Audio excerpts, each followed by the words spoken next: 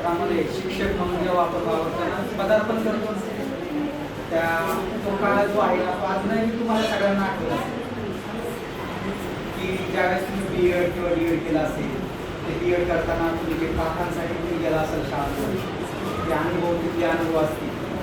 त्याचबरोबर तुम्ही छत्रसेवा काळासाठी काही शाळेमध्ये गेले असतील, तर ते अनुभव आजपर्यंत तुमच्या लक्षात. मोरे मॅडम तर माझ्या विद्यार्थी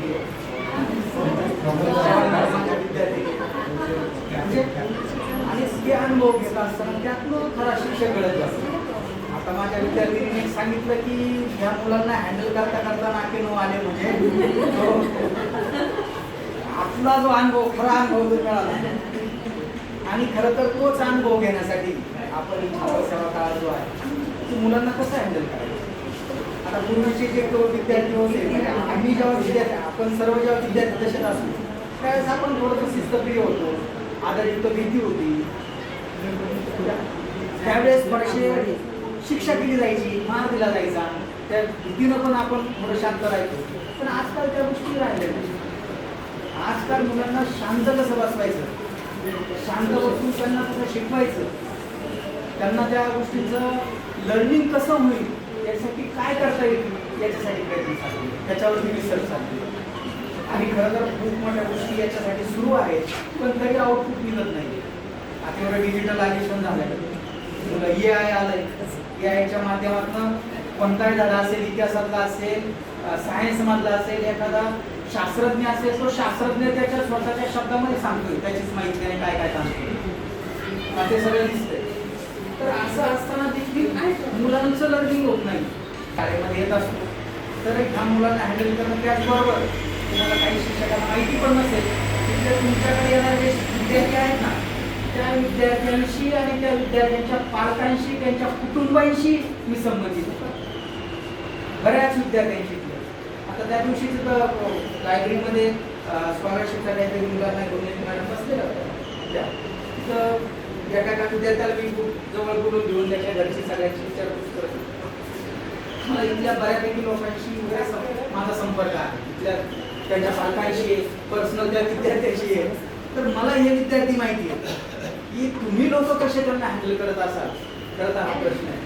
शिस्त वगैरे हे लावणं आजच्या कालावधीमध्ये खरंच खूप अवघड काम झालं. तर आजच्या या छत्रसेवा काळासाठी जे Yashwantrao Sawant college of education B.Ed कॉलेजच्या माध्यमातून गेल्या 16 मार्च पासून आमचे विद्यार्थी या शाळेमध्ये आले आणि आज त्यांचा शेवटचा सांगता समारंभ कार्यक्रम आहे. सांगता समारंभ म्हणजे शेवटी खऱ्या अर्थाने त्यांना ट्रेनिंग जे आहे ना, शिकणं, ते ट्रेनिंग इथं आहे, तुमच्याकडे इथं झालंय त्यांचं. आणि तिथं कितीही मायक्रो लेसन घेतले, तिथे इंटिग्रेशन लेसन घेतले तिथं शाळेमध्ये, तर ते प्रत्यक्षात नाही. कारण तिथं काय हेच विद्यार्थी समोर असणार आणि त्यातलाच एक विद्यार्थी समोर येऊन शिकणार आणि ते आर्टिफिशियली त्या एकेचे विद्यार्थी बनू शकत नाही. तर इथं प्रत्यक्षात विद्यार्थ्यांसमोर कसं शिकवायचं, विद्यार्थ्यांना कसं हँडल करायचं, शिस्त लावणं हा तर भागच बाजूला राहिला. तर या माध्यमातून त्या विद्यार्थ्यांनी तुमच्याकडे येऊन खूप सारे छानसे अनुभव त्यांनी घेतले. त्यांनी मगाशी त्यांचे अनुभव व्यक्त केले. तर त्याच्या माध्यमातून त्यांना काय जो आनंद झाला असेल, खऱ्या अर्थाने त्यांनी जे सांगितलं की शाळेत आणि शाळा खरोखर या पंचकृषीमध्ये हे आजूबाजूचे जेवढे गावं असतील किंवा पुणे सिटीत सुद्धा इतकी जागा स्पेशियस असलेली, इतकी विद्यार्थी संख्या असलेले विद्यार्थी आणि एवढा असा छानसा परिसर असलेला शाळा जी आहे, तर ती शाळा या परिसरामध्ये होती. ती शाळा इथं आपल्या एवढ्या गजबजलेल्या या भौतिक वातावरणामध्ये येतात आणि तिथं तुम्ही लोक शिकवत आहात. आमच्या विद्यार्थ्यांना तिथं ती संधी मिळाली, छानशी संधी, तिथं त्यांना ट्रेनिंगची संधी मिळाली.